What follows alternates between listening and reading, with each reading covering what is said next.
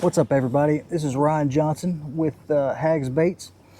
I'm on Mother Fork today and I had a few minutes to kill, so I figured, you know what I can do? I can make a rigging video for our most popular, sensational, taking the world by storm bait, the prickly pear.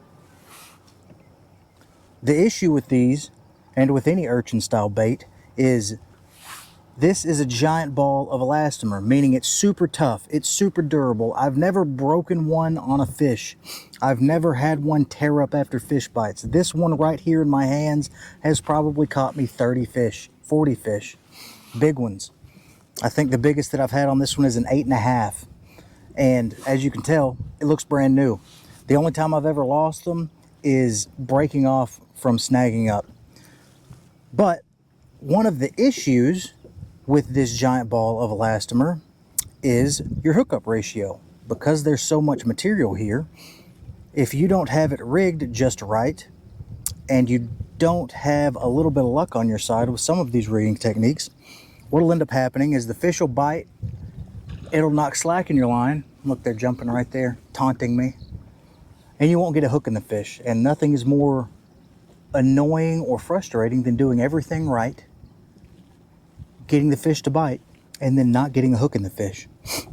Especially somewhere like Lake Fork, where you never know when the next bite is going to be the bite. It could be the fish of a lifetime. That's why I'm so blessed to fish out here.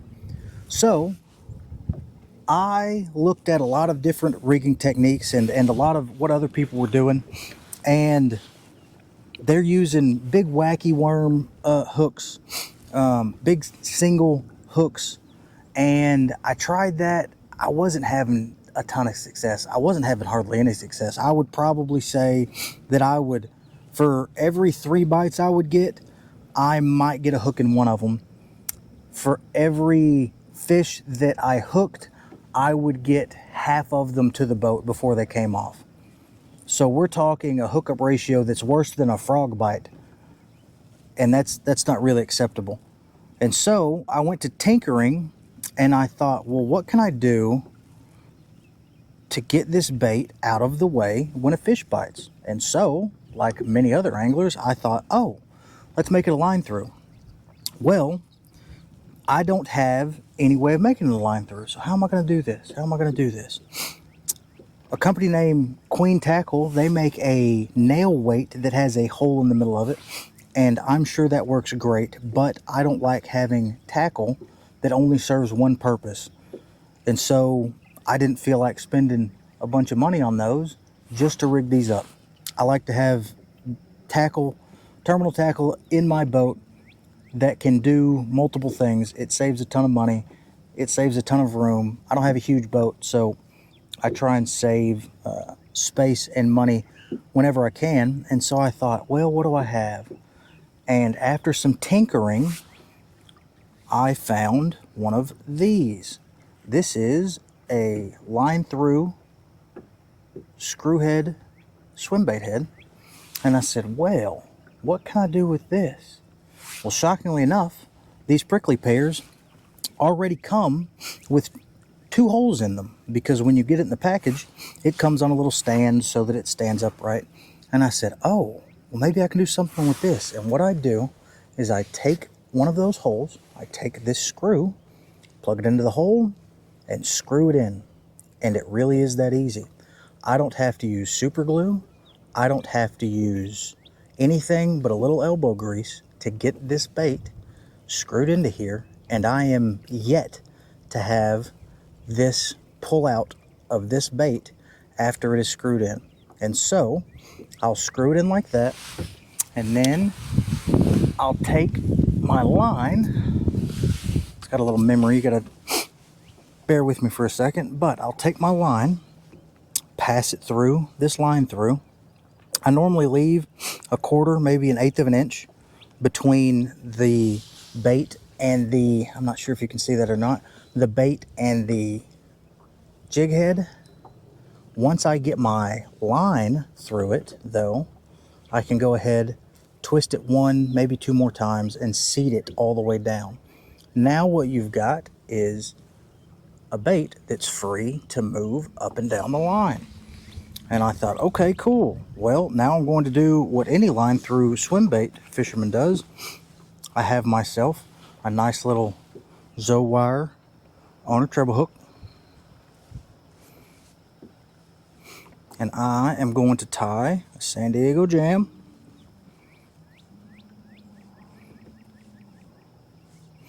I'm running this with 15-pound fluorocarbon. I've run 20-pound, and I feel like that negatively affects the fall rate of this bait. It kind of hangs it up a little bit. And so unless I'm fishing it really shallow in fairly heavy cover, this is about the biggest line that I'll end up going with. And it seems to be just fine. So you've got your knot tied. And remember, I said there are 2 holes on this bait. Well, guess what? You'll string it on down. You'll find the rear hole of the prickly pear. And I'm just plugging, just like you will with a line through, I'm plugging one of the barbs of this treble hook into that rear hole. Right, like that. And then you just pull your line tight, make sure your tentacles are sticking up right. And so it sits on top of the bait like this. Now what that does, it does 2 different things. One, this isn't a weedless bait, but it is pretty hard to get it hung up. Obviously, I've done it, especially fishing in timber and places like this. But generally, as long as you don't set the hook into whatever you are hung up on, you can go over to it, extend your rod tip out, pop it a couple of times, and it's going to come right out. Another thing that this does is sometimes the fish will tend to nip at this bait, and because these treble hooks are right at the rear of the bait, when they go to snatch it, they get these 2 barbs, and I don't normally feel a lot of these bites on this thing because by the time they snatch it, they've caught themselves without me really having to set a hook. That rear barb comes out, the bait goes up, and all that's left in the fish's face is this treble hook. And normally, what'll end up happening is the barbs of that hook will go right into the roof of their mouth, and on big bass, that's exactly what you want. You're trying to penetrate the top of their mouth, that plate that is right there. And so, once they're on, they're pretty much on. You don't really have to worry about, oh, is it going to come off or anything like that. The bait's out of the way. The weight is out of the way. The only thing left in the fish's face is a treble hook. And the harder they fight, generally speaking, the more they're going to hook themselves. Now for rods, I've got this on a Lose Pro TI. That is a 7.5 to 1. You need a decent speed reel with this because normally when they smack it, if they start running towards you, you got to be able to pick up slack and get a good hook set on them. Now, the rod that I'm using is a little special. It's a Moby Bass series by Angle Custom Rods here out of Lake Fork. They're over at the Oak Ridge Marina. The older gentleman there, he is an absolute rock star. If you ever have time, stop by. He will talk your ear off. He is an absolute gold mine of knowledge. He's been making rods for decades, and it shows. He loves his job. He's just a cool dude to hang out with and get to learn stuff from. And so I started throwing this on a 7.3 medium heavy general purpose rod, and it was a little stiff. You don't want to throw this on a fairy wand, especially somewhere like Fork. It doesn't seem to work very well. This is kind of a power fishing. You fish it like a jerk bait, and because of that, I thought, well, let's use my jerk bait rod instead of that normal 7.3 medium heavy. And so this Angle Custom rod, it is a 7-foot medium heavy, but it is the whippiest medium heavy that you will ever see. If this was anyone else's, I mean, look at this. If this was anyone else's rod, this would be at best a medium. And it bends, I'm talking it bends way down in the blank. Now, what that means is I'm not jerking the bait out of the fish's face, which is what I was doing with that stiffer rod. This has a little bit more moderate tip. I find that because of my hook sets, I need a little more of a moderate action on a lot of my rods, because I'll end up feeling a bite and I'll jerk the bait right out of the fish's face. And so a 7 foot medium heavy, but very whippy. I would say a 7 foot medium, 7'3" medium. I like a moderate tip, but with enough backbone. You got to be a little picky with rods. Like I have the rod that I was actually throwing it on is right here. It's got a little swim bait tied onto it right now. And the difference, if you can see, lot stiffer tip, no bend down here. I mean, it turns into a pull cue. Same reel, but it's a lot stiffer, and fighting the fish on that, great. Getting a hookup, it didn't always go poorly, but it went poorly often enough that I wanted to tinker and see if there was anything that I could do better.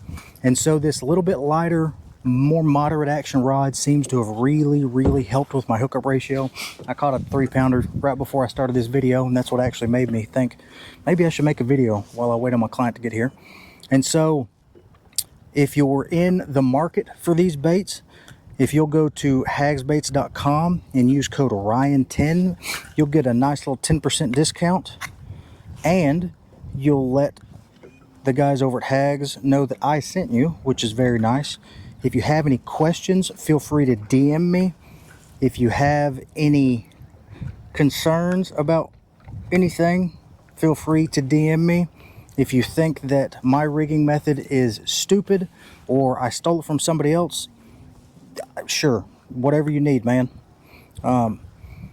It's a great bait. It doesn't, for me at least, it doesn't seem to catch a ton of dinks. Don't ask me why. It seems to catch quality bass almost exclusively. Another reason that I like using these swim bait heads is because it's really easy to change weights. With the nail weights that people are using with the wacky worms, what can end up happening is you'll throw your nail weights, or you don't have a big enough, a heavy enough nail weight. Nail weights are really expensive right now because tungsten is through the roof. And so this is a 1/4 ounce. I'll throw a 1/4 ounce. I'll throw an 1/8 ounce quite a bit. A 1/4 ounce is generally the heaviest I'll go. This can get you down to 15 to 18 foot of water fairly quickly. If I'm fishing real shallow where they're finicky, they're following quite a bit, I'll size down to that 1/8 ounce. And normally that'll solve the problem. You have to be a little bit more patient. Today it's a little too windy to fish that in any real depth past probably 8 or so feet. But if it's windy or I'm trying to fish in 10 to 20 foot of water, this 1/4 ounce jig head seems to do the trick. I've fiddled with lighter jig heads, and because elastomers are so buoyant, it seems like if I use a 1/16 jig head, it just takes too long. I'm trying to get a lot of casts in. I'm trying to cover a lot of water and use it kind of like a power fishing jerk bait. So I'm trying to move with it. It seems to me like if you're getting a ton of followers on forward-facing sonar, I don't generally convert followers with this bait into bites. What'll normally happen is I'm bringing it across a stump, across a tree, across a brush pile, what have you. Something will shoot out from cover and absolutely annihilate it, and it's an easy catch. But if they come out slowly, or they're curious about it, so they're following it, but they're not really keyed in, they're not really fired up, I don't generally convert those guys. Every once in a blue moon you'll get one to bite like that, but for the most part you're trying to target cover with this thing. I believe it was Drew Gill on a podcast not long ago, when they were talking about this bait, he described it as the wackiest wacky worm. And after I heard him describe it like that, I said, oh, that makes a ton of sense. let me try fishing it like that instead of fishing it like a jerkbait or like a minnow, something that is an open water technique. I know there are a lot of guys who have had success with different urchin baits, fishing them like that. In my experience, at least on Fork and East Texas lakes, I haven't had a ton of experience or a ton of success doing stuff like that. But yeah, I'll throw it near structure just like I would a jerkbait, and I'm getting reaction bites. If it's not a reaction bite, I generally don't convert them. The smaller baits, so this is the 19 millimeter, the big one. Our smaller one is a 10 millimeter. You can convert more of those followers with the smaller one for whatever reason. They also really like that one on a drop shot rig. But yeah, it's a very, very effective bait. And if you guys have any questions about the tackle that I use or anything like that, feel free to drop me a DM. It's R Johnson Fishing on Instagram or Ryan Johnson on Facebook. We appreciate it, you guys. You'll have a great day. Go catch some big ones.